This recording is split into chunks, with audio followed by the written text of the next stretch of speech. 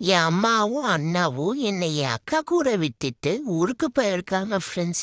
அதனால தான் நான் சோகமா இருக்கேன்.